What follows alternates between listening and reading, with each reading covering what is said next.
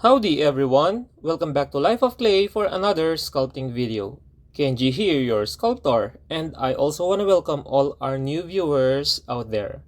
Today, I will be showing you how I made this hairy thick-tailed scorpion, Parabuthus villosus orange. And before we begin, please don't forget to subscribe and turn on the notification bell icon if you desire to see more of my upcoming videos.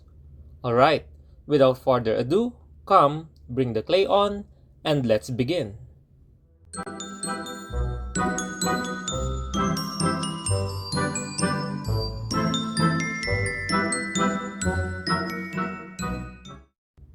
And of course, I did a quick sketch of our scorpion here to lay out and see all its amazing details.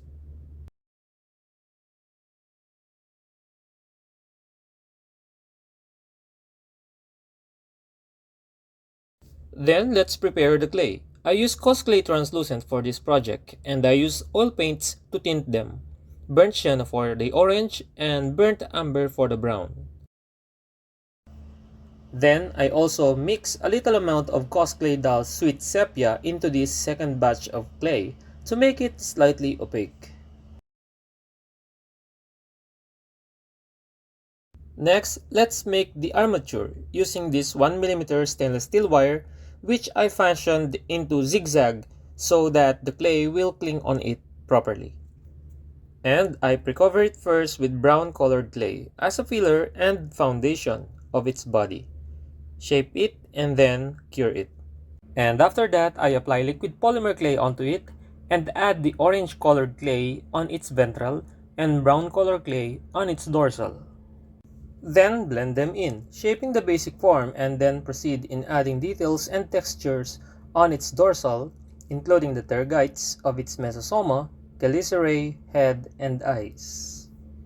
Parabuthus villosus is a species of scorpion from southern Africa where it ranges from the northern Cape to Namibia. It is the largest species of the Beautidae family, measuring up to 18 centimeters. And its diet may include lizards and mice. And considering different factors, it can live for about 7 to 9 years. It lives under rocks, but unlike other scorpions, it is diurnal, meaning could be found active during the day, but takes refuge by day in a variety of shelters. And before we go on working on its ventral, let us make first its pectins by covering this thin wire with a small piece of orange colored clay and shape it. Then I just cover it with plastic film and add those comb-like details at the edge. And after this, I just cure them with heat gun and set them aside.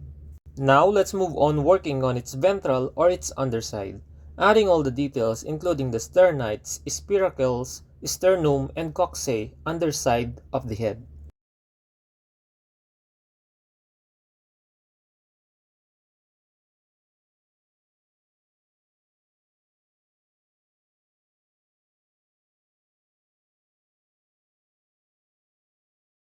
And now we're done adding all the details of the ventral. Let us bring these pectins in, not to add them now, but only to use them to mark down their location using their shapes, so that they will be perfectly fit later on.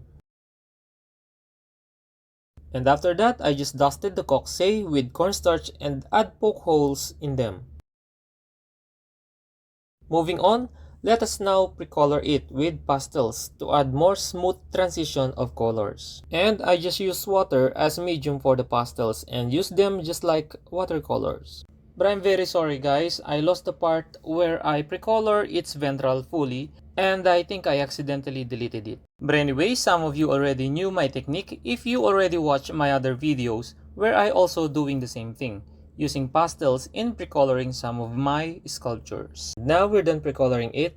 It is now ready for baking at 135 degrees Celsius for about 40 minutes. Moving on, let us now sculpt its tail. First, to get the correct proportion, I measure its body to compare it to its tail, and then cut the exact length. Then I just bend the wire to curve it in and made a mirror of the wire so I could work on its tail separately since the body was already cured and just add it later when it's done. I first pre-cover it with a brown colored clay and then shape it.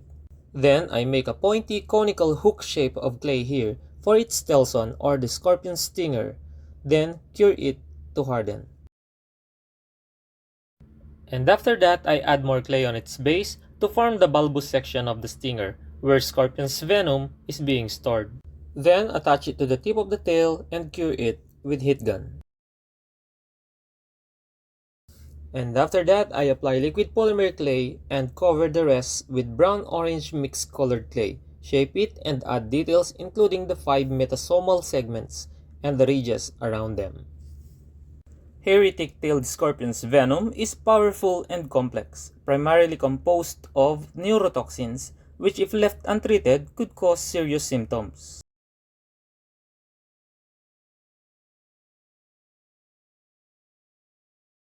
Then I just cover it with plastic film to shape those rounded joints in between the segments.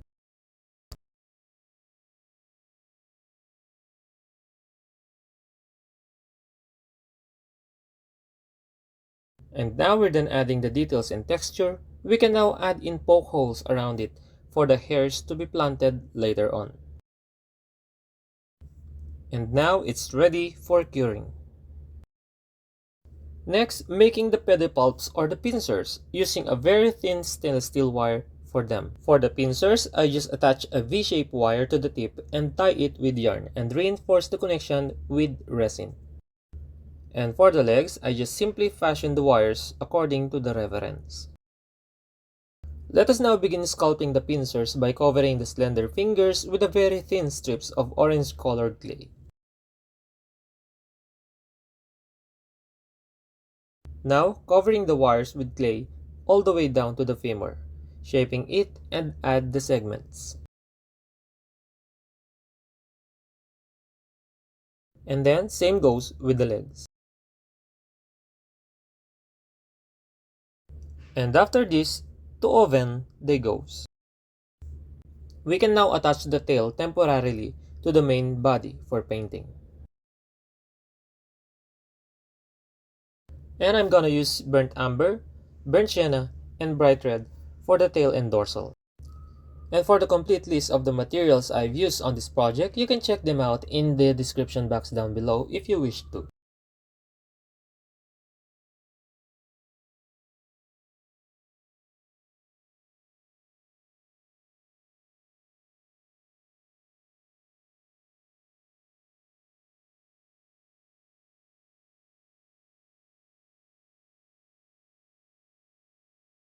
And now I have to remove the tail again and start planting the hairs.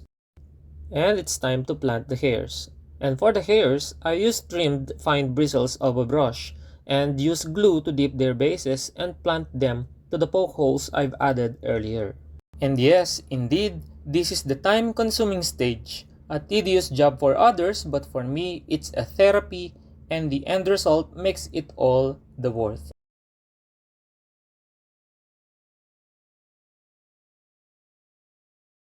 And by the way, I'm using a magnifying glass stand in doing this to see each tiny poke holes clearly. And finally, after a few decades, the tail is now shaggy. And we can now put it all together. I use cyanoacrylate glue in connecting them.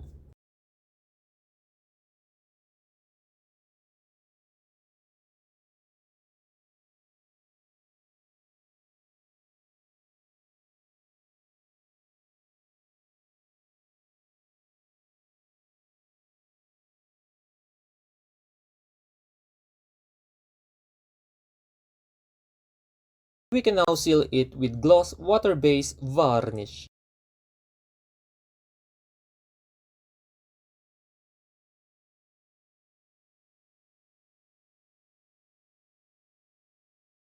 And finally, we can now add its pectins.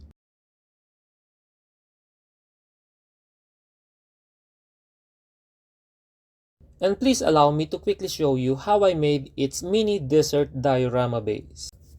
Using this plywood cutout, I just spray it with water to make the foamy air dry clay to adhere. Cover it evenly and add texture using crumpled tinfoil. And after that, I just set it aside overnight to dry it completely. then painted it with layers of acrylic paints. Then I apply glue on random areas and sprinkle with white sand, gluing some pieces of stones as well. Again, applying more glue and sprinkle with fine Arabian sand this time to simulate the dusty, arid surface.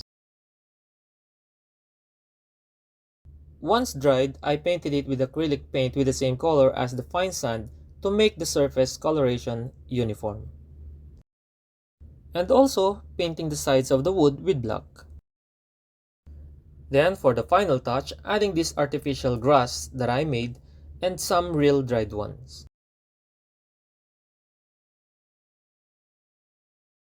And that's it, our hairy thick-tailed scorpion is now finally done.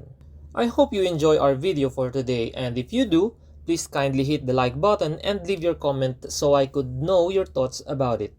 And our friends out there might find it also interesting, so please share it with them too. We will be having more interesting sculptures in the future, so please subscribe now and click the notification bell icon so that you won't miss them. You can also visit and contact me through my other social media accounts, and their links are listed in the description box down below.